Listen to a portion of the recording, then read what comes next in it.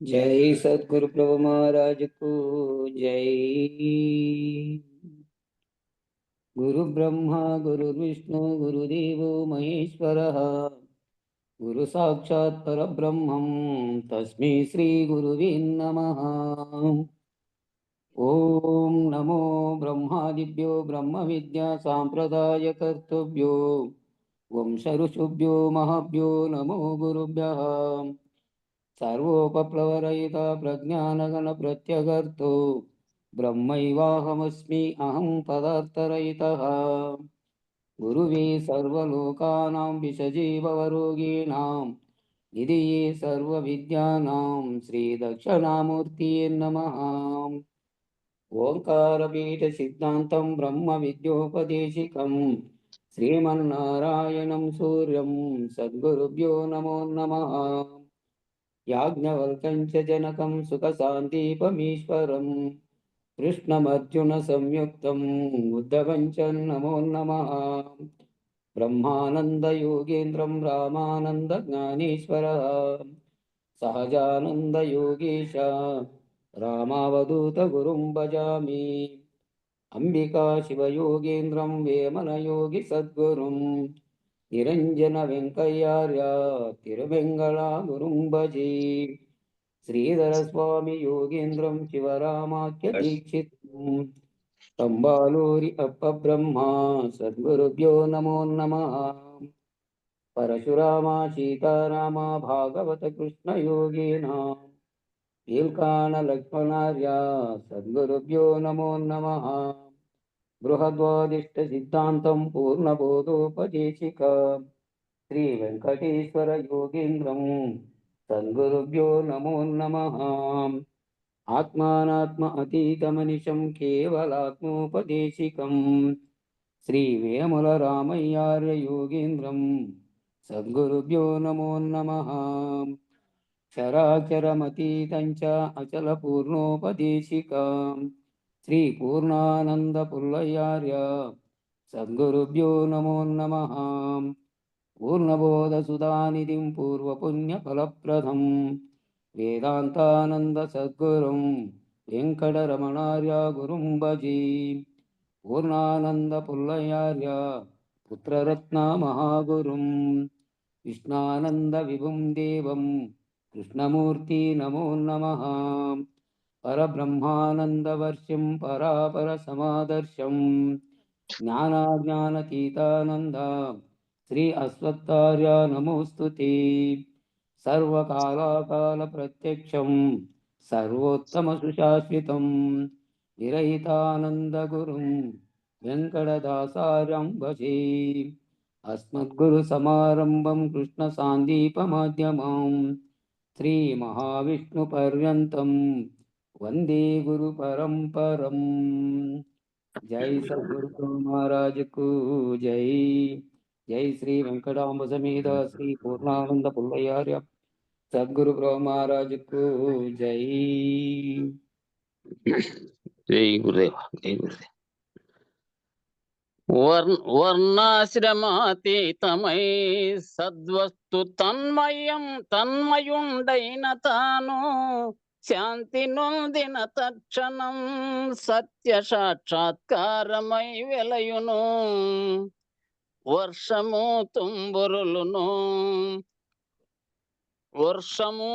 తుంపరులునుగా కాలువలు నదులుగా కొనసాగిన బుడుగలు నురుగులైనా ఇవి ఎన్ని నీటికే పేర్లే కదా. ఏ పేరుతో పిలిచినా శ్రీరమణ సూచనే పరమావధి. ఇది సద్దర్శనంబు దీనికి పేరు లేదు లేదు. మాయయే నిరాకారం మాయకు సాకారమే రూపము. ద్వంద్వమూలు త్రిపుటులై లోకానుభూతిని చెందించును. చీకటి వెలుగులైనా ఈ రెండు రోజు మాత్రము ఒక్కటే. పాదములు రెండు గాని వీటికి నడక మాత్రము ఒక్కటే. మానవమానంబుల పొందిన వ్యక్తి మాత్రం ఒక్కరే. ఈ రీతి ద్వంద్వంబులు ఒక్కొక్క దానికే భిన్నంబులు. జ్ఞాత జ్ఞానము జ్ఞేయము ఈ త్రిపుటి అనుభవము ఒకరిదేగా. చూడబడు వస్తువైనా చూచేటి వారును చూపు ఒకటే. తినువాడు తినబడేది తినుటయు ఒక్కరి కార్యమేగా. వినువాడు వినబడేది వినుటయు ఒక్కరి కార్యమేగా. ఈ ద్వంద్వ భావంబులు త్రిపుటుల కార్యరూపంబులన్నీ విచారించిన మాయగా తెలిసిన తత్వవేత్తయ రమణుడు. అజ్ఞాన జ్ఞానంబులు ఒకదాని లేమియే మరి ఒకటిగా. అజ్ఞాన మావరణము అందులో జ్ఞానమే విక్షేపము. తెలియుటే విక్షేపము తెలియక పోవుటే ఆవరణము. తానున్నది తెలియుటే జీవికి విక్షేపమై వెలయును. ఎవరు తానని తెలియుటే జీవుని అన్వేషణ ఫలితమై ఏకాత్మ దర్శనం బే శ్రీరమణ సన్నిధి సద్దర్శనం. జై సద్గురు ప్రభు మహారాజుకు జై. గురు పరంపరమకు జై. జై గురు. జై జై జై. ఈరోజు ద్వితీయ అధ్యాయంలో తృతీయ వల్లి ప్రారంభం. ఊర్ధ్వమూలో వాక్శాఖ ఏషోశ్వత్థ సనాతనః తదేవ శక్రం శుక్రం తద్బ్రహ్మ తదేవామృత ముచ్యతే. తస్మింగం లోకా శ్రితాః సర్వే తదునాస్వేతి కచ్చన ఏతద్వై తత్ అనే శ్లోకం దానికి తాత్పర్యం ఇస్తున్నాడు. ఓ నచికేతుడా, ఈ సంసార వృక్షం అతి విచిత్రమైనది. ఈ సంసార వృక్షం అనేది అతి విచిత్రమైనది. దీని మొదలు మీదికిని కొమ్మలు కిందికిని ఉండును. నాశ స్వభావం కలది ఒకటిచే దీనిని అశ్వత్థము అందురు. అయినను ప్రవాహ రూపమున అనాది ఒకటిచే సనాతనమనిదరు. ఇది ఏ విధంగా ఉంది అంటే, మామూలు చెట్టు పైకి కిందకి వేర్లుండి పైకి చెట్లు కొమ్మలు ఆకులు పోతూ ఉంటాయి, కిందకి భూమిలో వేర్లు ఉంటాయి. ఆ వేరు తీసేస్తే ఆ చెట్లు లేనట్టు దీని వేర్లేమో పైకి ఉన్నాయి, వృక్షం అంతా కిందికి ఉంది. ఇది నాశ స్వభావం కలది ఒకటి చేత దీన్ని అశ్వత్థము అని అన్నారంట. అశ్వత్థమందురు. అయినను ప్రవాహ రూపం అనాది ఒకటి చేత ఇది అనాదిగా ఉన్నందువల్ల సనాతనం అనేదారు. ఈ సంసార వృక్షమునకు మూలమైనటువంటి పరమాత్మ పరిశుద్ధము జ్యోతిర్మయమైనది. ఈ సంసారం అనే వృక్షానికి మూలం ఎక్కడ? పరమాత్మ పరిశుద్ధము జ్యోతిర్మయమై ఉంది. అది ఏ సర్వమహత్తు ఒకటిచే అదే సర్వమహత్తుగా ఒకటి చేత బ్రహ్మ అనియు అదే సర్వ మహత్తుగా మారి అదే బ్రహ్మం సృష్టికి కారణమైనది కాబట్టి బ్రహ్మ అనియు సృష్టి ప్రళయకాలమందు మార్పు చెందక నిర్వికారమై ఉండటిచే అమృతమనియు చెప్పబడును. ఇట్టి నిర్వికార తేజోరూప పరమాత్మ యందే సమస్త లోకములు ఆశ్రయం పొంది ఉన్నవి. నిర్వికారంగా ఉంటూ మళ్ళా తేజోరూపంగా అంటున్నాడు. శక్తి రూపంగా ఉన్నటువంటి పరమాత్మ ఎందే సమస్త లోకములు ఆశ్రయం పొంది ఉన్నవి. దానిని ఎవరు ఉల్లంఘింపజాలరు. నీవు అడిగిన బ్రహ్మ పదార్థం అనేది అదియే. దానికి వ్యాఖ్య ఇచ్చారు. చివరిదైనటువంటి ఈ వల్లి. వల్లి అంటే ఈ తీగ అల్లుకుపోయినటువంటి దాన్ని అని చెప్పారు మొదట్లో. అట్లా విభజించినటువంటి వల్లి ద్వితీయ అధ్యాయంలో 3వ వల్లి ఇది. ఇదే ఆఖరిదైనటువంటిది అధ్యాయం. ఈ చివరిదగు ఈ వల్లి యందు ప్రపంచం అశ్వత్థ వృక్షంతో పోల్చి చెప్పబడింది. ప్రపంచం అనేది అశ్వత్థ వృక్షంతో పోల్చి చెప్పబడింది. మనం ఒక చెట్టును చూసించో దానికి విత్తనమునని, ఆ విత్తనమే ఆ చెట్టుకు కారణమని తెలుసుకొనిచున్నట్లుగా ఈ ప్రపంచమునకు కూడా ఒక కారణం ఉండవలెనని, ఆ కారణం బ్రహ్మమేనని తెలియజెప్పుటకు ఈ ప్రపంచం వృక్షంతో పోల్చబడింది.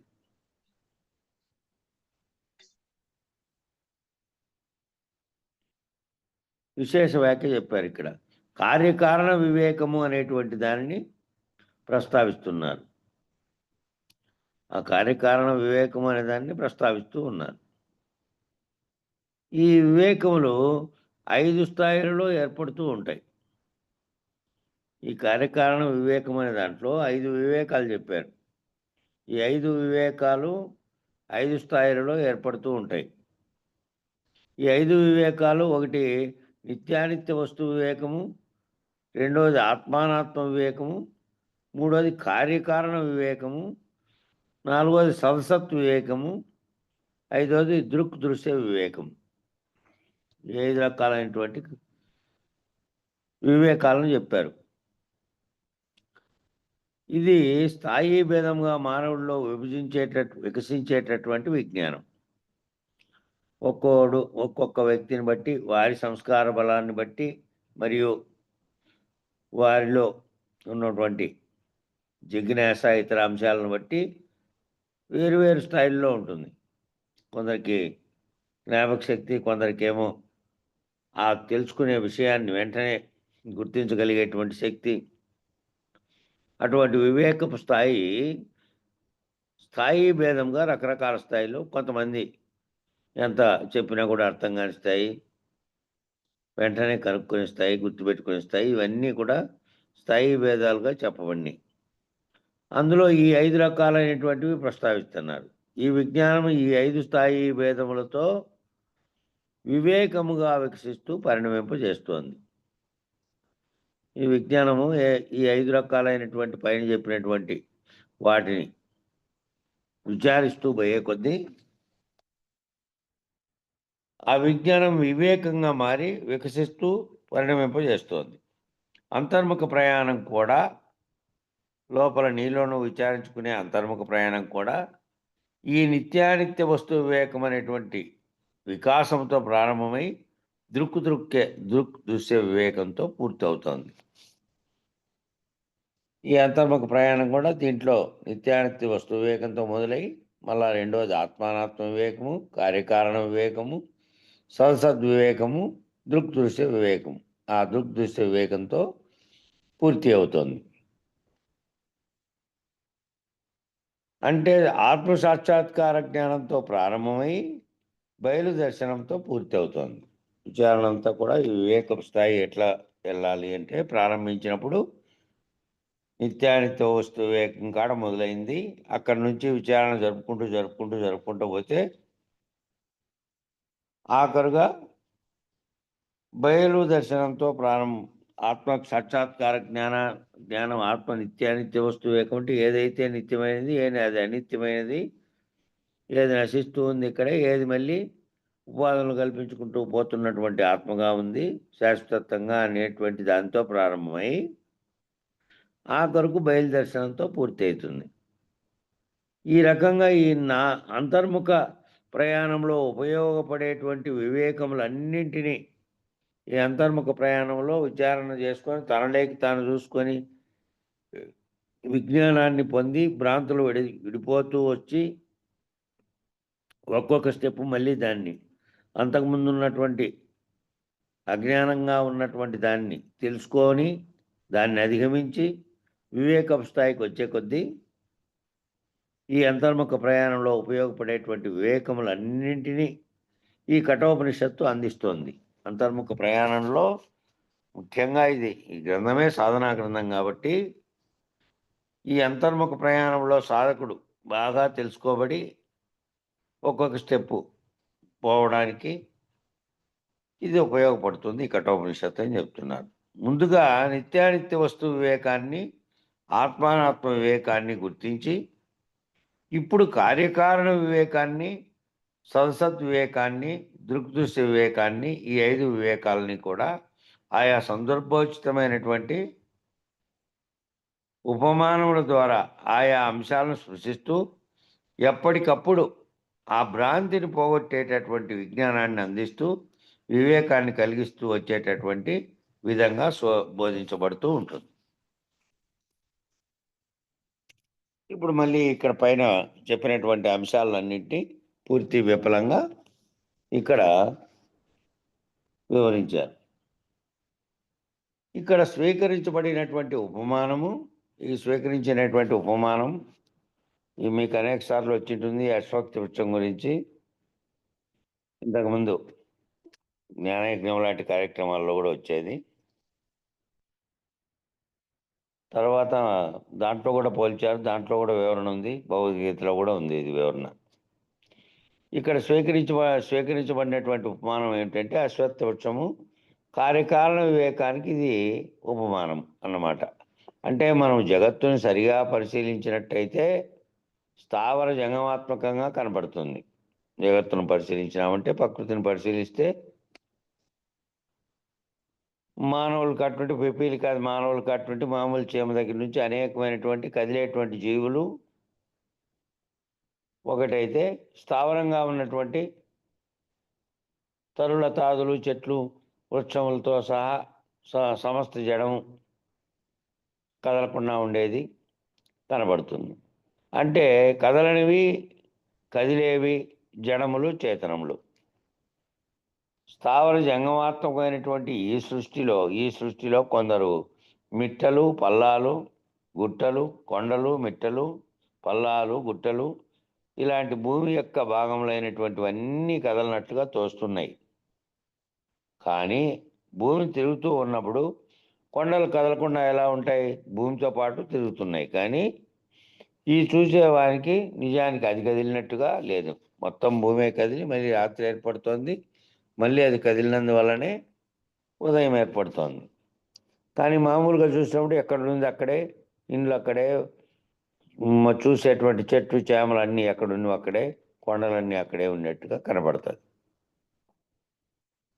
కానీ అవి కూడా కదులుతున్నాయి. దీంతో పాటు భూమి కదులుతోంది కాబట్టి అవి కూడా కదులుతున్నాయి. కాబట్టి కదలటము, కదలకపోవటం అనేది సాపేక్ష దర్శనం అన్నమాట. అంటే నీవు ఒక చోట నిలబడి చూసావు, నీ దృష్టి ఎంత మేరకు పరిమితమై ఉన్నది అన్న అంశాన్ని బట్టి ఆ పరిమితమైనటువంటి దృష్టికి సాపేక్ష దర్శనంగా ఏది తోస్తే దాన్ని సత్యంగా స్వీకరించేటువంటి పరిమిత జ్ఞాన పద్ధతిలో చూసినప్పుడు అలా కనపడుతుంది. మన కంటికి ఇటు నుంచి నిలబడితే ఎక్కడి వరకు కనపడుతుందో అక్కడి వరకే మన దృశ్యం కనపడేటువంటి శక్తి మన కంటికి ఉంది కాబట్టి అక్కడి వరకే కనపడుతోంది కాబట్టి దాన్ని మాత్రమే చూస్తున్నావు కాబట్టి అవన్నీ యథాతథంగా ఉన్నట్టుగా రోజు చూస్తున్నట్టుగా చూస్తున్నావు, మామూలుగా చూస్తున్నావు, మామూలుగా నీ దృష్టి యొక్క పరిమితాన్ని బట్టి చూస్తున్నావు.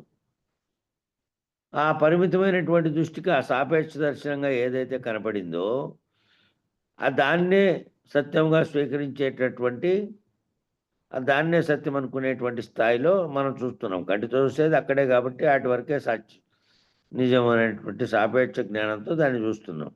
పరిమిత జ్ఞాన పద్ధతిలో చూసినప్పుడు అలా కనపడుతుంది. అట్లాగే పరిమిత జ్ఞానంతో కాకుండా విజ్ఞానం దృష్ట్యా నిజానికి జరుగుతున్నది ఏమిటి అంటే, నువ్వు భూమి మీద నిలబడి ఉన్నావు కాబట్టి, నువ్వు చూస్తున్నావు కాబట్టి నీకు ఆ దృశ్యం అట్లా కనపడుతుంది. ఆ గగనం లేకపోయి కొంత దూరం నుంచి చూసేవానికైతే ఇది ఎంత వేగంగా తన చుట్టూ తాను తిరగడమే కాక మళ్ళీ సూర్యుడి చుట్టూ కూడా తిరుగుతోంది, ఇది అనేది పైన నుంచి చూసినప్పుడు అర్థమవుతుంది. మామూలు జ్ఞానంతో మామూలుగా మన కంటికి కనబడే దృష్టిలో చూస్తేనేమో అన్నీ ఓ చోట ఎక్కడున్నో అక్కడ అట్లాగే ఉన్నట్టుగా అనేక రకాలైనటువంటి చెట్లు చేమలు కూడా కదలకుండా ఒక దగ్గరే ఉన్నట్టుగా అన్నీ భూమి మీద మనం సంచరిస్తున్నాం కాబట్టి ఎక్కడెక్కడ ఉన్న అట్లా ఉన్నట్టుగా ఉన్నాయి. అవి ఎట్లా ఉద్భవిస్తున్నాయని పరిశీలిస్తే అవి ఉద్బీజములు అనేటువంటి సృష్టిలో భాగంగా ఉన్నాయి. కాబట్టి ఉద్బీజములు, స్వేదజములు, అండజములు, జరాయుజములు అని చతుర్వేద సృష్టి. అండజములు, జరాయుజములు అలాగే స్వేదజములు ఈ మూడునేమో జీవ సృష్టి, గుడ్లతో ఉత్పత్తి అయ్యేటివి.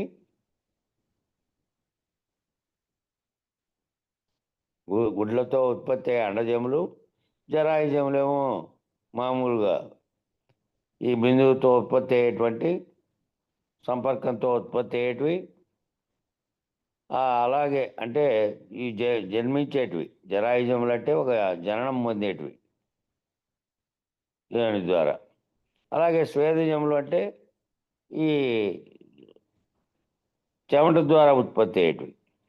ఈ మూడునేమో జీవ సృష్టి, మూడు ఏమో జీవులుగా ఉన్నటువంటి సృష్టి. ఉద్బీజములు, చెట్లు, చేమలు అనేటువంటి వాటికి ఉద్బీజములు అంటే అవి చెట్లు, చేమలు మొదలైనవి పుడుతున్నాయి. అవి కూడా ప్రాణులే కాబట్టి మొక్కలన్నీ వాటికి సంబంధించినవి, మొక్కలు, చెట్లు అన్నీ. అట్లాగే ఈ ఉద్బీజములు అంటే అర్థం ఏమిటంటే ఒక విత్తనం నుంచి అంకురించేటటువంటివి. ఒక విత్తనం ఉండి ఆ విత్తనం నుంచి అంకురిస్తాయి.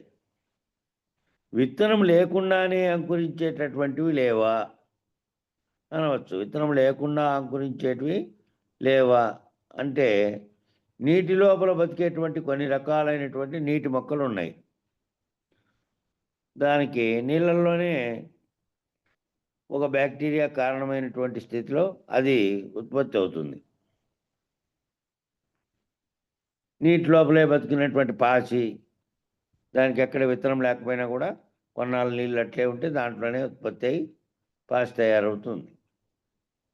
అవి అక్కడే ఉత్పన్నమవుతున్నాయి, నీటిలోనే ఉత్పన్నమవుతాయి, అక్కడే బతుకుతాయి, అక్కడే చనిపోతాయి. సముద్ర గర్భంలో కూడా ఉంటాయి. సముద్ర గర్భంలో కూడా అటువంటి పాచి, అటువంటి అనేక రకాలైన నీళ్ళలో ఉత్పత్తి అయ్యే మొక్కలు నీళ్ళతో పోయి ఉత్పత్తి అవుతూ ఉంటాయి. మరి సముద్ర గర్భంలో కూడా భూమి ఉంది కదా, అనేక రకాలైనటువంటి నదీజలముల ద్వారా ఆయా విత్తనములు సముద్రంలోకి చేరుతూ ఉంటాయి. కాబట్టి ఏది ఏమైనప్పటికీ వృక్షమునకు కారణమేమి అని విచారణ చేసినట్టయితే ఏదో ఒక అంకురం లేకుండా ఆ చెట్టు వచ్చేటటువంటి అవకాశం లేదు. ఏదో ఒక అంకురం ఉంటేనే చెట్టు వస్తుంది. సరే, అన్నిటికంటే పెద్దది అయినటువంటి చెట్టు రావి చెట్టు, మర్రి చెట్టు. ఈ రావి చెట్టు, మర్రి చెట్టు విస్తరించిన రీతిగా మరి ఏ చెట్టు విస్తరించదు, అది పెద్దగా అవుతుంది. అది ఎంత పెద్ద బ్రహ్మాండమైనటువంటి చెట్టుగానైనా మారేటటువంటి అవకాశం ఉన్నది. కారణం ఏమిటంటే ఆ మర్రి చెట్టు ఏమో దక్షిణామూర్తి రూపం, రావి చెట్టు ఏమో మహావిష్ణువు యొక్క రూపం. ఇవి శివకేశవులకు ప్రతిబింబాలన్నమాట. కాబట్టి ఈ రావి చెట్టు ఆకులు నిరంతరాయంగా కదులుతూ ఉంటాయి. అది చైతన్యానికి గుర్తు. కొద్దిగా గాలి అసలు స్తంభించినటువంటి స్థితిలో కూడా చూడండి, మరి గాలి స్తంభించి మిగతా చెట్ల ఆకులన్నీ నిలకడగా ఉన్న టైంలో కూడా ఆ రావి చెట్టువి కదులుతూ ఉంటాయి. కొద్దిగా గాలి నీకు స్పర్శాయుతమైనటువంటి అనుభవ జ్ఞానంలో గాలి ఉన్నట్టుగా తోచినా తోచకపోయినా దాని ఆకులు మాత్రం కదులుతూ ఉంటాయి. అంటే ఏమాత్రపు కొద్ది గాలికి కూడా రావి ఆకులు కదులుతూ ఉంటాయి. నిరంతరాయంగా కదులుతూ ఉండేటివి రావి ఆకులు. అట్లాగే ఈ రావి చెట్టు యొక్క కొమ్మలు సమిధలుగా యజ్ఞంలో పనికి వస్తాయి. యజ్ఞంలో వాడతారు దాన్ని, రావి చెట్టువి.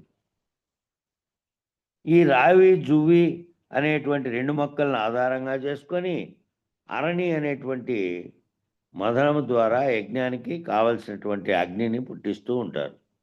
ఈ రావి చెట్టు, జీ చెట్టు కొమ్మలు అవి ఏవైతే పాలు గారేటువంటి దాంట్లో నుంచి సేకరించినటువంటి దాంట్లో ఒక పుల్ల లాంటి దాన్ని పెట్టి దాన్ని రుద్దడం ద్వారా తిప్పడం ద్వారా అగ్నిని పుట్టిస్తారు. పుట్టించి దాన్నే వాడతారు. అగ్గిపుల్ల గీసి అంటీరు. ఏది యజ్ఞం చేసేటప్పుడు ఇప్పుడు కూడా అదే పద్ధతి పాటిస్తున్నారు. ఇప్పుడు అగ్నికి వేరే మార్గాలు ఉన్నప్పటికీ కూడా ఓ పుల్లని రాపిడి చేయడం ద్వారా పిడిసాన పడితే ఏ విధంగా పొగలేసి దాంట్లో నుంచి వస్తుందో అట్లా కట్టి ఎండిపోయినటువంటి పుల్ల తీసుకొని ఆ రాగి చెట్టు దాంట్లో ఈ ఎండు పుల్ల జీవిత తీసుకొని దాన్ని తిప్పుతారు. తిప్పితే వచ్చేస్తుంది వెంటనే అట్లా తిరగంగా. కాబట్టి ఈ యజ్ఞానికి ఈ విధంగా కావలసినటువంటి అగ్నిని పుట్టిస్తూ ఉంటారు. రావి వంటిదే జూవి చెట్టు కూడా, కాకపోతే రావిలాగా విస్తరించలేదు. జూవి అంటే జీ చెట్టు, జూవి అని వాడారు ఇక్కడ. జీమాన్ అంటామే మనం. అది బలమైనటువంటిది ఈ జువ్వి. రావి అంత బలమైనది కాదు, కానీ చాలా చిన్న విత్తనాలు, మర్రి విత్తనం కానీ రావి విత్తనం కానీ ఆవగింజంత విత్తనాలు ఉంటాయి. ఆవగింజంతే విత్తనాలు అవి. కానీ చెట్టు మాత్రం బ్రహ్మాండమైనటువంటి చెట్టు. ఊడలు దిగి అది ఎంతమందికైనా ఆశ్రయం ఇవ్వగలిగేటువంటి సమర్థవంతమైన విశాలంగా పెరిగేటటువంటిది అది. ఈ అశ్వత్థోత్సవము భగవద్గీతలో కూడా చెప్పబడింది.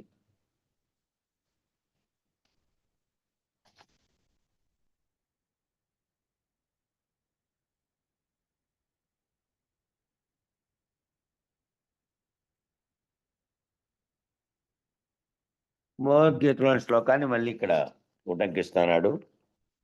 ఊర్ధమూల వదశాకం అశ్వత్థం ప్రాహురవ్యయం చందాంసి యస్య పర్ణాని యస్తం వేద సవేదవిత్ అనేది భగవద్గీతలో చెప్పినటువంటి శ్లోకం ఇది. విత్ అనేటువంటి ధాతువుగా, విత్ అనేటువంటి విత్తనముతో, విత్ అంటే విజ్ఞానము, విత్ అంటే ప్రకాశము, విత్ అంటే స్వయం ప్రకాశము, విత్ అంటే సాక్షిత్వము, విత్ అంటే సమ్యక్ బిందువు. ఇలా దానికి చాలా సమానార్థకాలు, సమానమైనటువంటి అర్థం వచ్చేటువంటి ఈ పదానికి, విత్ అనే పదానికి, విత్ అనేటువంటి ధాతువుగా ఉంది, విత్తనంగా ఉంది, విజ్ఞానంగా ఉంది, ప్రకాశంగా ఉంది, స్వయం ప్రకాశము, సాక్షిత్వము, సమ్యక్ బిందువు. ఇలా దానికి అనేక సమానార్థకాలు ఉన్నాయి. దాని యొక్క స్థితిని సూచించేవి వేదాంత పద్ధతిలో బోధించబడుతూ ఉన్నాయి. ఆ రీతిగా ఆ విత్ అనేటువంటి విత్తనం ద్వారా ఓ చెట్టు ఉత్పన్నమైంది. దాని పేరు అశ్వత్థవృక్షం. మూలమేమో పైకి, కొమ్మలు, ఆకులు, కాండమంతా కిందికి ఉందట. సాధారణంగా చెట్లన్నీ ఎట్లా కనపడుతున్నాయట అంటే, వేర్లేమో భూమిలోకి, చెట్లేమో భూమిపైకి పెరిగి విస్తరించి కనబడుతోందట. కానీ ఈ అశ్వత్థవృక్షమేమో ఉల్టాగా, అంటే పైకి వేర్లు, కిందికి శాఖలు, కొమ్మలు, ఇవన్నీ. మూలమేమో పైకి, బ్రహ్మమే మూలముగా ఉండి, ఆ వేరు ఎక్కడిది అంటే ఆ బ్రహ్మమే. మూలమేమో పైకి, బ్రహ్మమే మూలముగా ఉండి సృష్టిగా విస్తరించబడినదంతా కూడా, ఈ సృష్టి అంతా కూడా అశ్వత్థవృక్షమే. ఈ కింద కనబడుతున్నటువంటి ప్రకృతి జగత్తు అనేకమైనటువంటి ఇవన్నీ పంచభూతాలతో సహా అంతా కిందకున్నటువంటి సృష్టి అంతా కూడా అశ్వత్థవృక్షమే. దాని వేరు ఎక్కడుందంటే ఆ పైన ఉన్నటువంటి ఆ బ్రహ్మమే దాని వేరు. అంటే అర్థం ఏమిటి? అసలు అశ్వత్థవృక్షం అంటే ఏమిటి? శివ అంటే రేపు, తా అంటే ఉన్నది, ఆ అనేదేమో ప్రత్యయం. రేపు అనేది ఉందని, రేపు అనేది ఉండని పద్ధతిగా ఉన్నటువంటి అని అర్థం అంట. అశ్వత్థవృక్షం అంటే స్వ అంటే రేపు, థ అంటే ఉన్నది, ఆ అంటే అదే ప్రత్యయం. ఆ అంటే అసమానం, అసాధారణం, ఇట్లా ఆ వాడతామే అన్నిటికీ ఏదైతే అతీతంగా ఉందో వాటికి. ఆ చేరిస్తే ఏమవుతుందంటే అశ్వత్థ అంటే స్వ అంటే రేపు, థ అంటే ఉన్నది, ఆ అంటే లేదు, ఆ అంటే లేదు అని. అశ్వత్థ అంటే రేపు అనేది ఉండనిది, రేపు అనేది ఉండని పద్ధతిగా ఉన్నటువంటి దీని అర్థం. కాబట్టి అశ్వత్థ వృక్షముతో ఈ సృష్టిని పోల్చి చెబుతున్నారన్నమాట. అంటే ఈ సృష్టి ఇప్పుడు ఉండొచ్చు, రేపు ఉండకపోవచ్చు. కాబట్టి ఈ అశ్వత్థ వృక్షము కార్యకారణ వివేకానికి నిదర్శనం. ఇది కార్యకారణ వివేకానికి నిదర్శనం అని చెప్తున్నారు. సృష్టి అంతా కూడా బ్రహ్మణోర్ అవ్యక్త అవ్యక్తాన్ మహతో మదంకార అనేటువంటి క్రమ విధానంలో పైనుంచి కిందికి వ్యాపించి ఉంది. ఇదంతా ప్రపంచం అంతా కూడా పైనుంచి కిందికి వ్యాపించి ఉంది. చెట్టేమో మామూలుగా కింద ఏర్లుండి పైకి వ్యాపిస్తుంది. దానికి అందేటువంటి పోషణ, నీళ్లు ఇవన్నీ ఉంటే అది పోయేటువంటి స్థితి. అట్లాగే ఇది ఈ సృష్టి అంతా బ్రహ్మణోర్ అవ్యక్త అవ్యక్తాన్ మహతో మహదంకార అనేటువంటి క్రమ విధానంలో పైనుంచి కిందకు వ్యాపించి ఉంది. కాబట్టి ఘటకుద్యాదికం సర్వం మృత్తికామాత్రమేవచ తద్వత్ బ్రహ్మ జగత్ సర్వం ఇది వేదాంత డిండిమ. ఇక్కడ మళ్ళీ వేదాంత డిండిమంలో ఉన్నటువంటి దాన్ని శ్లోకాన్ని తీసుకొని ఉదరిస్తున్నాడు. ఆ బ్రహ్మము నుంచి సృష్టి అంతా వ్యక్తమైంది కాబట్టి ఆ బ్రహ్మము సర్వత్రా వ్యాపకమై ఉన్నది. ఆ బ్రహ్మం నుంచే సృష్టి అంతా వ్యక్తమైంది కాబట్టి ఆ బ్రహ్మము సర్వత్రా వ్యాపకమై ఉన్నది. బ్రహ్మము నుంచి ఏర్పడిన సృష్టి కూడా బ్రహ్మమే అయి ఉన్నది. బ్రహ్మం నుంచి ఏర్పడిన సృష్టి కూడా బ్రహ్మమే అయి ఉంది. ఇతరత్రా అయ్యే అవకాశం లేదు. బ్రహ్మం నుంచి ఏర్పడిన సృష్టి కూడా బ్రహ్మమే అయ్యింది. ఇతరత్రా అయ్యే అవకాశం లేదు. కాబట్టి బ్రహ్మము సత్యము, ఇది మాత్రం అసత్యము అనడానికి లేదు. ఇది అసత్యమైతే అది అసత్యమే, ఇది సత్యమైతే అది సత్యమే. అది సత్యమైతే ఇప్పుడు ఇవన్నీ మధ్యలో పుట్టినటువంటి దాని ద్వారా పుట్టినటువంటివన్నీ మరణం చెందుతున్నాయి కదా. సృష్టి కూడా లయం చెందుతుంది కదా, లేకుండా పోతుంది కదా. కాబట్టి ఇతరత్ర అయ్యే అవకాశం లేదు. కానీ ఆ బ్రహ్మమును గుర్తించేటువంటి విజ్ఞాన దృష్టి ఉన్నటువంటి వారికి మాత్రమే ఇది సాధ్యం. దాన్ని గుర్తించేటువంటి విజ్ఞానమైనటువంటి దృష్టి ఉండేటువంటి వారికి మాత్రమే ఇది సాధ్యం. ఆ దృష్టి అంటే ఆ దృష్టి ఎక్కడ ఏర్పడుతోంది అంటే ఎవరికైనా సాధారణ స్థితిలో నుంచి ఒకేసారి బ్రహ్మమును గురించి అర్థం చేసుకునేటువంటి, మళ్ళీ దాని గురించినటువంటి విచారణతోనే అధిగమిస్తూ వచ్చినటువంటి దాంతో ఏది బ్రహ్మము, నాలో నేనే బ్రహ్మమును అనే స్థితికి రావడానికి మొదలుపెట్టినటువంటి కారణం కాడ నిత్యానిత్య వస్తువు కాడ మొదలు పెడితే ఆఖరుగా ఏమైందంటే నేనే బ్రహ్మమును అనేటువంటి విచారణ దాకా పోయింది. అట్లా విచారణ అంతా ఏమిటి, అదంతా జరుగుతూ ఉన్నది అంటే అది ఊరికే అర్థమయ్యేది కాదు. ఆ విధమైనటువంటి విజ్ఞాన దృష్టితో ఉన్నటువంటి గురువు ద్వారా, లేదంటే ఆ గురువు ద్వారా చెప్పిన దాన్ని మళ్ళీ తనలోకి అంతర్ముఖంగా చూసుకుంటే తప్ప ఆ దృష్టి, విజ్ఞాన దృష్టి అనేటువంటి దృష్టి ఉండే వాళ్ళకు మాత్రమే బ్రహ్మమును గుర్తించేటువంటి సామర్థ్యం ఉంటుంది, అది సాధ్యపడుతుంది. ఈ విజ్ఞాన దృష్టి ఎవరికైతే లోపించి భ్రాంతిగతమైనటువంటి భ్రమాజన్యగతమైనటువంటి చెట్టు అంటే ఆకులని, ఊడలని, మాను మాత్రమే అని అంటే మరి దానికి నీరు పోయాలి అంటే ఎట్లా పోయాలి? బ్రహ్మాండంగా విస్తరించినటువంటి చెట్టు అయినా సరే మూలంలో వేళ్లకు నీళ్లు పోస్తే చాలు, ఆ వేళ్లలో ఇంకినటువంటి నీటిని చెట్ల యొక్క వేర్లే గ్రహిస్తాయి. ఆ రీతిగా బ్రహ్మం యొక్క శక్తి ప్రభావం చేతనే ఈ సృష్టి అంతా కూడా ప్రవర్ధమానమైంది, వ్యాపకమైంది. బ్రహ్మం కూడా వ్యాపకమే కాబట్టి సృష్టి అంతా కూడా వ్యాపకత్వం చెందింది. క్రమేపీ విస్తరిస్తూ 84 లక్షల జీవరాశుల్ని ఉద్భవింపజేసి స్థావర జంగమాత్మకమైనటువంటి సృష్టిని అంతా వ్యక్తీకరింపజేసి తనను తానుగా గుర్తించేటువంటి ప్రయాణాన్ని ప్రారంభించింది. కాబట్టి ఈ విజ్ఞాన దృష్టి ఎవరికైతే ఉంటుందో వాళ్ళు బ్రహ్మమును గుర్తించేటువంటి స్థితిలో ఉంటే, ఎవరికైతే లోపించిందో ఇది, వాళ్ళు భ్రాంతిగతమైనటువంటి భ్రమాజన్యగతమైనటువంటి, అంటే చెట్టు అంటే ఆకులని, ఓడలు, మానుమా మాత్రమేనంటే మరి దానికి నీరు పోయాలంటే ఎట్లా పోయాలి? ఈ చెట్టుకు. ఇది పైకి ఉంది, దీని వేర్లన్నీ పైకి ఉండి ప్రపంచం అంతా కిందికి ఉంది. ఇది బ్రహ్మాండంగా విస్తరించేటువంటి ఏదైనా సరే మామూలు చెట్టు అయితే మూలంలో వేళ్ళకు నీళ్లు పోస్తే చాలు, ఆ వేళ్లలో ఇంకినటువంటి నీటిని చెట్ల యొక్క వేర్లు గ్రహించి మళ్ళా అవి ప్రవాహం చెంది లోపల అది చెట్టు వృద్ధి అవుతూ ఉంటుంది. ఆ రీతిగానే బ్రహ్మం యొక్క శక్తి ప్రభావం చేతనే ఈ సృష్టి అంతా కూడా ప్రవర్ధమానమైంది. ఈ చెట్టు ఏమో పైనుంచి వచ్చింది, ఈ పైన ఉన్నటువంటి ఏర్లు బ్రహ్మంగా ఉన్నందువల్ల అక్కడ శక్తి ప్రసారం చేత ఈ ప్రపంచమంతా అనేటువంటిది ఏర్పడింది, వ్యాపకమైంది.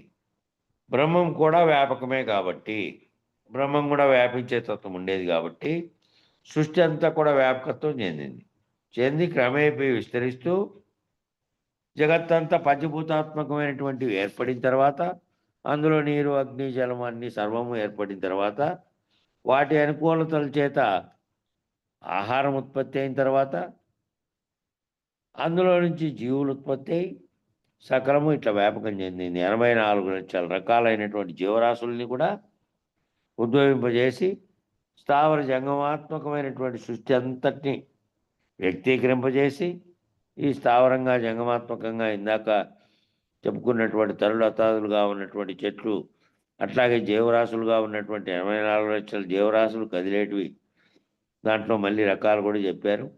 అవన్నీ కూడా వ్యక్తీకరింపజేసి ఈ సృష్టిని అంతా తయారు చేసి పెట్టింది. తనను తానుగా గుర్తించేటువంటి ప్రయాణాన్ని ప్రారంభించింది.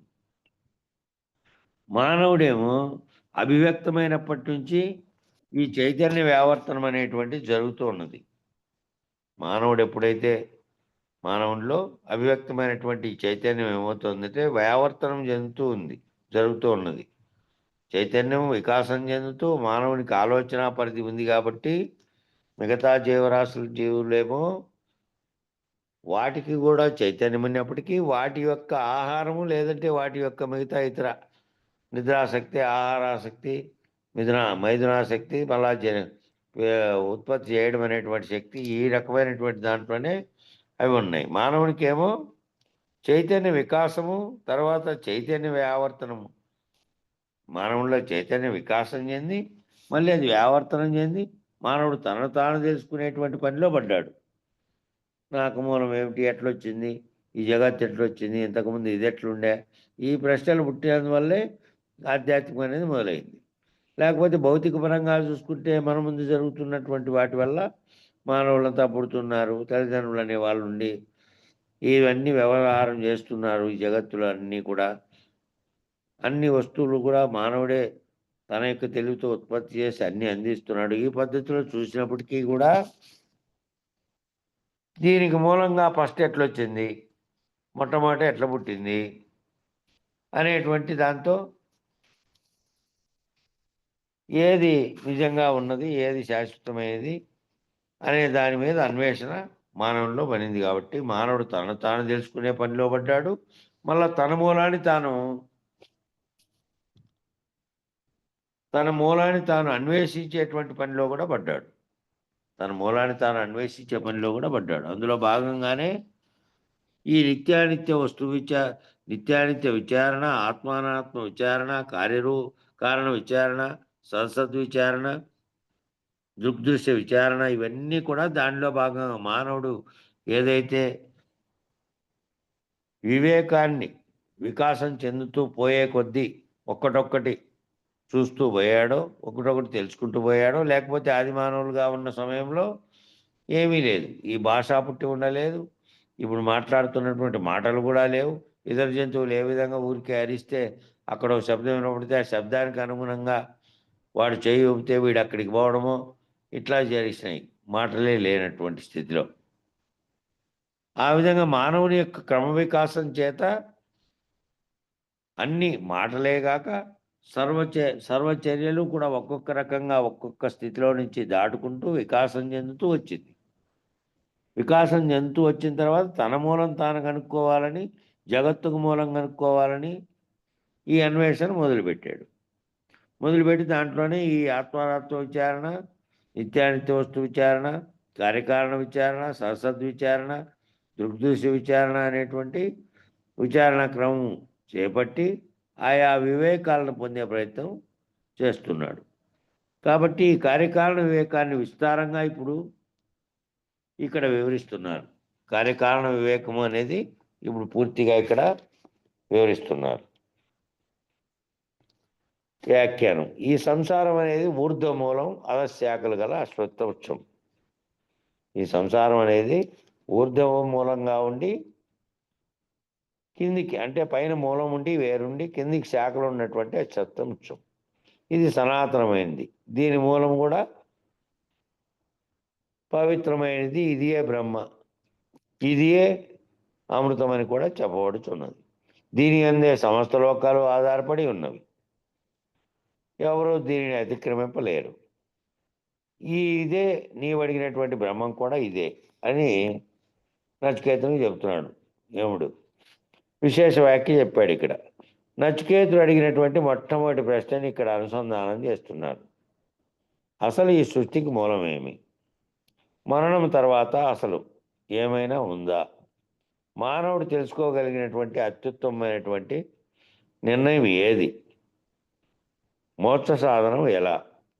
మోక్షమును పొందడం ఎలా అన్న ప్రశ్నకి బ్రహ్మమును తెలుసుకోవడమే మోక్షము పొందుట అని చెబుతున్నారు. కాబట్టి మోహక్షయం అవ్వాలి అంటే బ్రహ్మజ్ఞానం కావాలి. మోహం అంటే దేని పట్లైనా ఒక దాని పట్ల తాను ఆపేక్షించి దాని పట్లే తాను భావం కలిగి ఉండడాన్ని మోహం అంటారు. ఆ మోహాన్ని పోగొట్టుకోవాలంటే, మోహక్షయం కావాలి అంటే బ్రహ్మజ్ఞానం కావాలి. సర్వదా అన్ని మోహముల నుంచి, అన్ని రకాల మోహాల నుంచి, జనన మరణములు అనేటువంటి ప్రధానమైన అటువంటి చక్రం నుంచి నీవు విముక్తుడు కావాలి అంటే నీవు బ్రహ్మజ్ఞాని అయ్యి ఉండాలి. కాబట్టి నువ్వు అన్ని మోహాల నుంచి, అన్ని రకాలైనటువంటి భ్రాంతుల నుంచి విడివడి నీవు ముక్తుడు కావాలంటే ఈ జనన మరణం అనేటువంటి ప్రధానమైనటువంటి చక్రంలో నుంచి ఈ చక్రంలోనే తిరుక్కుంటూ, ఈ చక్రంలోనే పుడుతూ, ఈ చక్రంలోనే వ్యవహరిస్తూ, మళ్ళీ అనేకమైనటువంటి శరీరాలను ధరిస్తూ తిరుగుతున్నటువంటి దీంట్లో నుంచి బయటపడాలి అంటే, నీవు ముక్తుడు కావాలి అంటే నీవు బ్రహ్మజ్ఞాని అయి ఉండాలి. కాబట్టి ఇట్టి బ్రహ్మజ్ఞానమును పొందేటటువంటి క్రమంలో, తనను తాను గుర్తెరిగేటటువంటి క్రమంలో, ఈ బ్రహ్మజ్ఞానాన్ని పొందే విచారణలో మళ్ళా దాంట్లో తనను తాను మళ్ళా గుర్తించేటువంటి క్రమంలో మిథ్యాభూతమైనటువంటి జీవ జగత్తులను, చరాక్షరులను జాగ్రత్తగా విచారించి మిథ్యాభూతంగా ఉన్నటువంటి జీవుడు జగత్తు అనేటువంటి మిథ్యాభూతాలుగా తోస్తూ ఉన్నాయి. మనకు ఉన్నట్టుగా, వ్యవహరిస్తున్నట్టుగా, సర్వము కార్యకారణంగా జరుగుతున్నట్టుగా జీవుడు జగత్ అనేటువంటి చరము అక్షరాలను, ఏదైతే చరముగా ఉందో అక్షరంగా ఒకటేమో నశించేది, ఒకటి నశించకుండా ఉండేది. ఈ రెండింటినీ జాగ్రత్తగా విచారించి ఆయా అభిమానయుతములైనటువంటి వాటికి అభిమానయుతాలన్నీ చెప్పారు కదా. ఏ స్థితిలో ఏ అవస్థలో ఉంటే దానికి ఒక అభిమాని చెప్పినటువంటి విశ్వ తైజస ప్రాజ్ఞ ప్రత్యేగాత్మలైనటువంటి వ్యష్టి అభిమానులు, అలాగే విరాట్ హిరణ్య గర్భ అవ్యాకృత పరమాత్మలైనటువంటి సమిష్టి అభిమానులు, జీవనకున్నటువంటి 4 అవస్థలకు 4 అభిమానులు. జాగ్రత్తావస్థకేమో విషుడు, స్వప్నావస్థకు తైజసుడు, సుషుప్తావస్థకు ప్రాజ్ఞుడు. ఈ 3 అవస్థల్ని గుర్తించగలిగి సాక్షిత్వ స్థితిలో ఉన్నటువంటి తుర్యావస్థగా ఉన్నటువంటి దాంట్లో ప్రత్యేగాత్మగా చెప్పబడినారు. అట్లాగే ఈ 4 కూడా సమిష్టిగా ఉన్నటువంటి ఇవేమో వ్యష్టి అభిమానులు. సమిష్టి జాగ్రత్త అవస్థలో విరాట్గా, స్వప్నావస్థలో హిరణ్య గర్భుడుగా, సుషుప్తావస్థలో అవ్యాకృతుడుగా, వాటన్నిటినీ మీరినటువంటి 3 అవస్థలకి అతీతంగా ఉన్నటువంటి వ్యష్టి ప్రత్యేగాత్మగా ఉంటే అక్కడేమో సమిష్టి పరమాత్మగా శాశ్వత స్థితిలో ఉన్నాడు అనేటువంటి సమిష్టి అభిమానులు వీళ్ళని చక్కగా గుర్తెరిగి నా వారు నేను కాదని, తాను కాదని తనను తాను విరమింపజేసుకొని ఇవి గుర్తెరిగి ఈ వారనేది నేననేటటువంటి అది కాదని, తాను కాదని తనను తాను విరమింపజేసుకున్నటువంటి సర్వవ్యాపకం చెంది ఈ తాను నేను అనేటువంటి దాంట్లో నుంచి విరమింపజేసుకొని సర్వవ్యాపకం చెంది సర్వసాక్షిత్వాన్ని ఆశ్రయించి సర్వసాక్షిత్వంగా ఉన్నటువంటి సర్వవ్యాపకమైనటువంటి ఒకే రకమైనటువంటి పరమాత్మ స్థితిని తెలుసుకుని తాను సర్వవ్యాపకమైతే వ్యష్టిగా ఉన్నటువంటి ఈ వ్యష్టితత్వంలో నుంచి సర్వవ్యాపకమైనటువంటి దాంట్లోకి తానైనటువంటి స్థితిలో నిలిచి ఉండడమే బ్రహ్మం. తాను తన స్వరూప జ్ఞానం ఎరిగి తాను నామరూపాత్మకమైనటువంటి దాంట్లో నుంచి విడిపడి వ్యష్టి దాంట్లో నుంచి వ్యష్టి భావంలోంచి కూడా విడిపడి సమిష్టిగా ఉన్నటువంటి సర్వవ్యాప్తమైనటువంటి పరమాత్మగా ఉన్నటువంటి స్థితిలో తాను ఉన్నాడనేది కనుక తెలుసుకుంటే తన యొక్క స్వరూప జ్ఞానాన్ని తాను కనుక పొందితే అప్పుడు సర్వవ్యాపకమైనటువంటి స్థితిలో సర్వసాక్షిత్వాన్ని ఆశ్రయించి ఉంటాడు కాబట్టి తానైనటువంటి స్థితిలో నిలిచి ఉండడమే బ్రహ్మం. తానైనటువంటి స్థితిలో తన నిజ స్థితిలో తాను నిలిచి ఉండడమే బ్రహ్మం. కాబట్టి క్రమమైనటువంటి పద్ధతిగా, క్రమమైనటువంటి విచారణగా, క్రమమైనటువంటి దర్శన రీతిగా, క్రమమైనటువంటి విజ్ఞానాన్ని పొందేటటువంటి విముక్తి పద్ధతిని బోధిస్తున్నారు ఇక్కడ. కాబట్టి క్రమమైనటువంటి అన్ని క్రమ పద్ధతిలో ఒకదాంతో తర్వాత ఒకటి విచారణ జరుపుకుంటూ వచ్చినటువంటి స్థితిలోనే ఈ క్రమ పద్ధతిలో 7 దాకా విచారణ జరిపాము.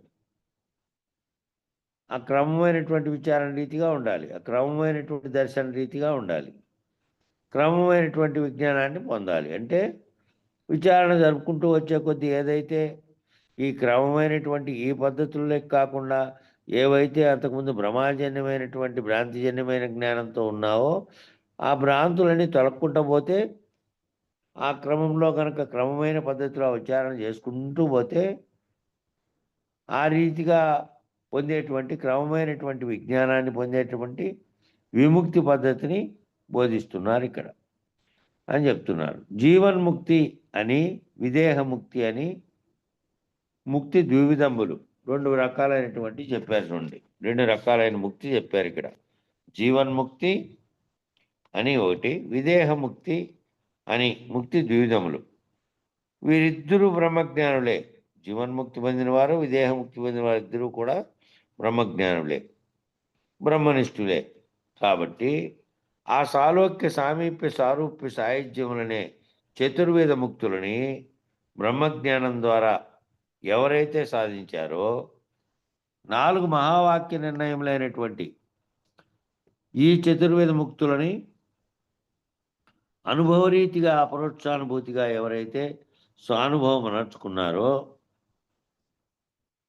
ఇప్పుడు చెప్పినటువంటి బ్రహ్మజ్ఞానులైనటువంటి వారు విచారణలో సాలోక్య సామీప్య సారూప్య సాయుధ్యములు అనేటువంటి 4 విధాలైనటువంటి ముక్తుల్ని మనము ఎలమకుర్తి వీర వెంకటరామచంద్రరావు గారి పరిపూర్ణ దర్శనంలో బాగా విస్తృతంగానే దాని గురించి చర్చించారు, విన్నాం. అట్లా బ్రహ్మజ్ఞానం ద్వారా ఎవరైతే దాన్ని సాధించారో ఆ 4 మహావాక్య నిర్ణయాలైనటువంటి చతుర్వేద ముక్తులు, ఆ 4 రకాలైనటువంటి పద్ధతిలో చెప్పినటువంటి 4 మహావాక్యాలను విచారణ చేసి అవి 4 రకాలైనటువంటి ముక్తులు. అంతకుముందు నీకున్నటువంటి భ్రాంతులుగా, జీవుడుగా, జగత్తుగా తోచబడినటువంటి వాటన్నిటి నుంచి విచారణ చేత అన్నిటి అధిగమిస్తూ వచ్చినటువంటి స్థితిలో నువ్వు మళ్ళీ 4 రకాలైనటువంటి ముక్తిగా చెప్పబడినటువంటి మహావాక్య విచారణ ద్వారా తత్వం ఎరిగి ఆ తత్వమసి అయమాత్మ బ్రహ్మ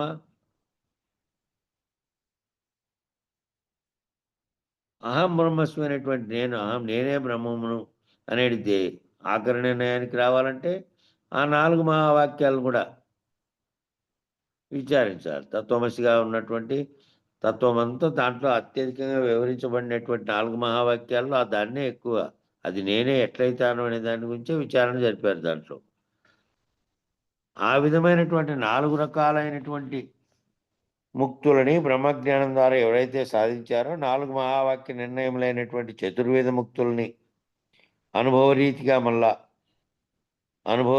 తనలేక తాను విచారణ ద్వారా తొంగి చూసుకొని అనుభవరీతిగా అపరోక్షానుభూతిగా అది అంతకుముందు పరోక్షంగా ఉన్నటువంటిది అపరోక్షమైతే అంటే తనకు తెలియబడితే తన యొక్క స్థితి తన నిజ స్వరూపంగా ఉన్నటువంటి స్థితిలో తాను గనక సంధానం చెందితే తానే బ్రహ్మంగా ఉన్నాడనేది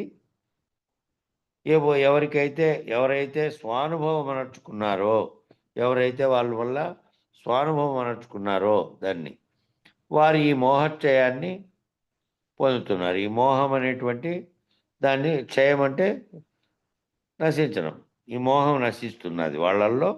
ఈ మోహక్షయాన్ని పొందుతున్నారు వారి అంటే వాళ్ళకి ఆ మోహం అనేది పోతుంది. మోహం ఏ కాలంలోనూ ఏ దేశంలోనూ ఏ ప్రమాణంలోనూ దశవిధ ప్రళయములలోనూ కూడా ప్రభావితం కాకుండా ఉండేటటువంటి సర్వసాక్షిత్వ స్థితిని అంటే ఏ కాలం కానీ కాలంతో పని లేదు, అట్లాగే ప్రదేశంతో పని లేదు. ఏ దేశంలోనూ అంటే ఏ ప్రదేశంతోనూ పని లేదు.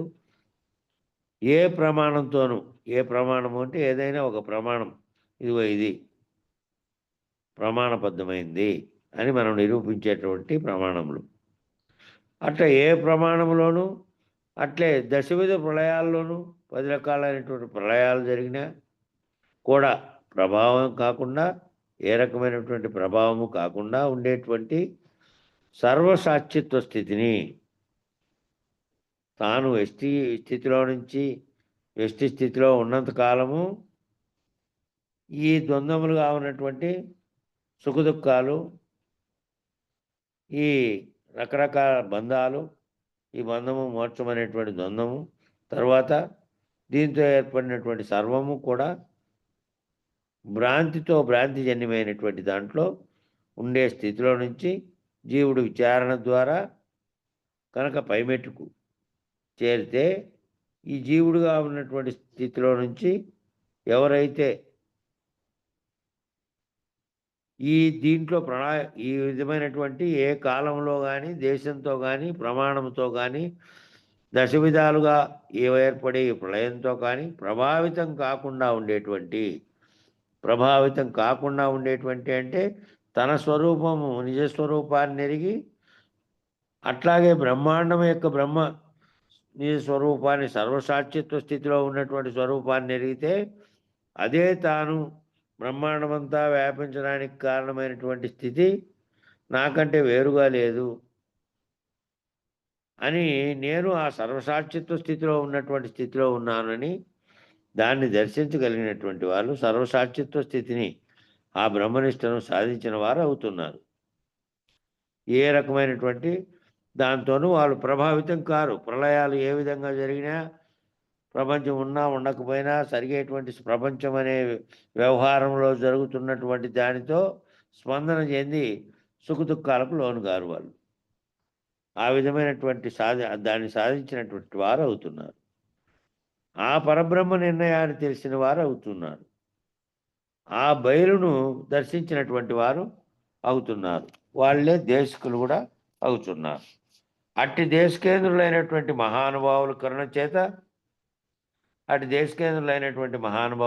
చేత ఈ రీతిగా జన్మరాహిత్యాన్ని పొందేటువంటి క్రమమంతా బోధాక్రమంగా ఉపనిషత్తుల్లో బోధించబడింది. ఆయా ఉపనిషత్తులను వారికి ఉన్నటువంటి స్థితిని అనుసరించి గురువును ఆశ్రయించి చక్కగా విహిత రీతిన బోధింపజేసుకొని చక్కగా ఆ గురువును ఆశ్రయించి మళ్ళీ ఏం చేయాలంటే ఈ ఉపనిషత్తు వాక్యాలను ఇతరత్ర గురువుగారు బోధించేటువంటి నిర్ణయ జ్ఞానంతో గురువు ఉంటారు కాబట్టి శాస్త్రజ్ఞానమే కాక తాను అనుభవరీత్యా పొందినటువంటి జ్ఞానం కూడా ఉంటుంది గురువుగారి దగ్గర. కాబట్టి చక్కగా ఈ విహిత రీతిలో బోధింపజేసుకొని ఆ బోధను అనుసరించి జీవించి, ఆ బోధ ఏదైతే నువ్వు బోధ గురువుగారి ద్వారా పొందావో దాంట్లో ఉన్న పద్ధతిలోనే నువ్వు జీవించాలి. దాంతోనే అట్లనే జీవించి తదుపదేశిత లక్ష్యాన్ని సాధించవలసినటువంటి అవసరం ఉన్నది. ఆ ఉపదేశంలో ఏదైతే పొందావో ఆ గురువుగారిని ఆశ్రయించి దాని యొక్క లక్ష్యము ఏముంది అని ఆ లక్ష్యాన్ని నీవు సాధించవలసినటువంటి అవసరం ఉన్నది. ఆ ఉపదేశం ఇచ్చినటువంటి లక్ష్యంలో ఏముంది ఏముంది ఆ మంత్రాలు 2 మంత్రాల యొక్క దాంట్లో ఒకటి లేనిది, ఒకటి ఎప్పటికీ ఉన్నది. ఒకదానికి మూలం లేదు, కేవలం తోచబడింది మాత్రమే. తోచిన దాంట్లో నిజం అనుకొని వ్యవహరిస్తూ ఉన్నాం. దాన్ని గనక అధిగమిస్తే ఆ మూలం లేనటువంటి దాంట్లో ఉన్నాము, అది ఎప్పటికీ లేనిదే, కేవలం తోచబడిందని. ఉన్నది ఒక్కటే. ఆ ఉన్నది ఏ విధంగా ఉన్నదంటే ఎటువంటి పరిణామ వికారములు లేకుండా, ఏ విధమైనటువంటి ఉత్పత్తి నాశనాలకు కానీ, ఏ విధమైనటువంటి మరొకటి ఉత్పత్తి కావడానికి అవకాశం ఇచ్చేది కానీ, లేదా దేన్ని కూడా గుర్తించేదని కానీ, దేన్ని కూడా గుర్తించడము మరుపు కానీ, గుర్తించడము గుర్తించకపోవడం కానీ, ఏ రకమైనటువంటి వృద్ధి నాశనాలు కానీ, ఏ రకమైనటువంటి కదలికే లేనటువంటి, ఎప్పటికీ కదలికలన్నీ ఉన్నాయి. ఈ కదలికలకు కలుగుతున్నటువంటి సర్వ జగత్తు ఉత్పత్తి అయినా లేదా సర్వ జగత్తు లయమైపోయినా కూడా అది ఏ విధంగా కదలకుండా ఉందో అది మాత్రం అది తెలుసుకునేటువంటి ఆ ఉపదేశిత లక్ష్యం అదే. ఆ ఉపదేశిత లక్ష్యాన్ని సాధించవలసినటువంటి అవసరం ఉన్నది. కాబట్టి ఈ బ్రహ్మమును నిర్ణయముగా ఈ అధ్యాయంలో దృఢం చేస్తున్నారు. ఏ మూలమైనటువంటి బ్రహ్మం ఉందో, ఏ కారణం చేత ఆ మూలమైనటువంటి ఆ బ్రహ్మ శక్తి చేత అశ్వత్థ వృక్షం అనేటువంటి సంసార వృక్షము, ప్రపంచ వృక్షం అంతా ఏర్పడిందో ఆ బ్రహ్మమును గురించి ఇక్కడ నిర్ణయముగా ఈ అధ్యాయంలో దృఢం చేస్తున్నారు. ఏ మూలమైనటువంటి స్థితి నుంచి సర్వసృష్టి వ్యక్తమైందో ఆ అవ్యక్తమునకు ముందు ఉన్నటువంటిదే బ్రహ్మం. ఈ వ్యక్తమైన తర్వాత ఆ వ్యక్తం కూడా కాకముందు కూడా ఉన్నటువంటి అవ్యక్తంగా ఉన్నటువంటిదే బ్రహ్మం.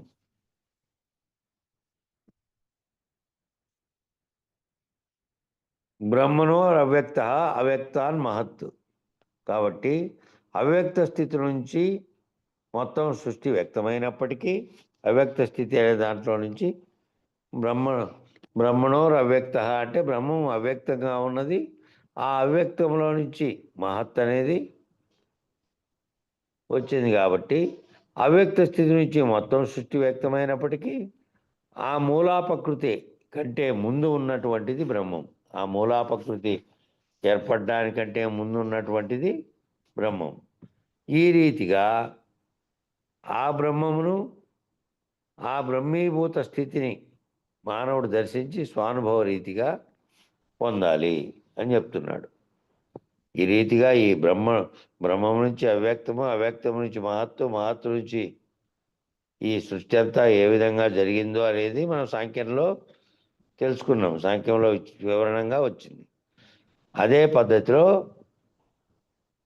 ఆ సృష్టి మొత్తం అంతా వ్యక్తమైనప్పటికీ కూడా ఆ మూలాపకృతి కంటే ముందు,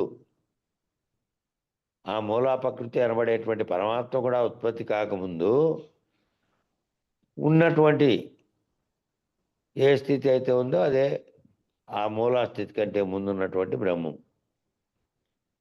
ఈ రీతిగా ఈ బ్రహ్మమును, బ్రహ్మీభూత స్థితిని, బ్రహ్మమును ఆ బ్రహ్మీభూత స్థితిని, ఆ బ్రహ్మం వల్ల ఏర్పడినటువంటి సకల సృష్టిని, దీన్ని అంతటి మానవుడు దర్శించి స్వానుభవ రీతిగా బ్రహ్మము బ్రహ్మంగా వ్యక్తం కాకముందు ప్రపంచంగా పంచభూతాత్మకంగా వ్యక్తం కాకుండా ఉన్నప్పుడు ఏ స్థితిలో ఉన్నదో దానిని విచారణ ద్వారా తెలుసుకొని అది అపరోక్షమైతే దాన్ని దర్శించి మానవుడు స్వానుభవ రీతిగా పొందాలి, తాను సొంత అనుభవ రీతిగా పొందాలి. ఇంకా దానికి వ్యాఖ్య పెద్దగా ఉంది. మొదలు పెడితే అది మళ్ళా వివరంగా అక్షరాలను విడదీసి దాన్ని వ్యాఖ్యానం చెప్పారు. అశ్వత్థవృక్షానికి పెద్దగా ఉంది కాబట్టి అది రేపు అక్కడి నుంచి మొదలు పెడదాం. మంగళం చెప్పండి. అశ్వత్థ అంటే ఏమో తెలుస్తుంది.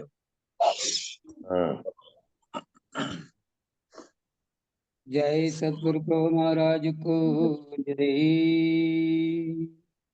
మంగళం మహానుభావ మంగళం పరమా ప్రభు మంగళం పరిపూర్ణ రూప మంగళం మంగళము నీకు గురువర మంగళము పాయి పాయి ముని జన వినుత మంగళము సుజన రక్షక మంగళము దేవదేవా మహనీయ గునుమి మంగళారతి మదినందు కొనుమి మంగళమిస్తిమి మాదాంకరంబును బంగారమను హృదయ పళ్ళెరమున నుంచి నింగి నేలకు నెలగుచుండిన నెరుకని కర్పూరమునుగొని మంగళారతి మిస్తిమి కమి మానుకొందుము ఎరుక చేష్టలు మహనీయ గునుమి మంగళారతి మదినందు కొనుమి మంగళం గురుదేవాయ మహనీయ గుణాత్మని సర్వలోకచరణ్యాయ సాధురూపాయ మంగళం మంగళం మంగళం. జై సద్గురు ప్రభు మహారాజ్ కు జై. జై శ్రీ వెంకటాంబ సమేత శ్రీ పూర్ణానంద పుల్లయ్యార సద్గురు ప్రభు మహారాజ్ కు జై. జై శ్రీ లక్ష్మీ సమేత వేదాంతానంద వెంకటరమణార సద్గురు ప్రభు మహారాజ్ కు జై. జై శ్రీ కల్పమాంబ సమేత శ్రీ విష్ణానంద కృష్ణమూర్త్యార సద్గురు మహారాజ్ కు జై. జై శ్రీ అచ్చమాంబ సమేత జ్ఞానాజ్ఞానదీత అశ్వత్థార సద్గురు మహారాజ్ కు జై. జై శ్రీ లక్ష్మీ సమేత వీరహితానంద వెంకటదాసార్య సద్గురు మహారాజ్ కు జై. ఇందుగల గురు భక్త మండలికు జై. గురు పరంపరముకు జై. అందరికీ నా ద్వాదశి వందనాలు సుమ. సర్వే జనా సుఖినో భవంతు. సర్వం సద్గురు చరణారవిందార్పణమస్తు. ఓం శాంతి శాంతి శాంతి. జై సద్గురుదేవ.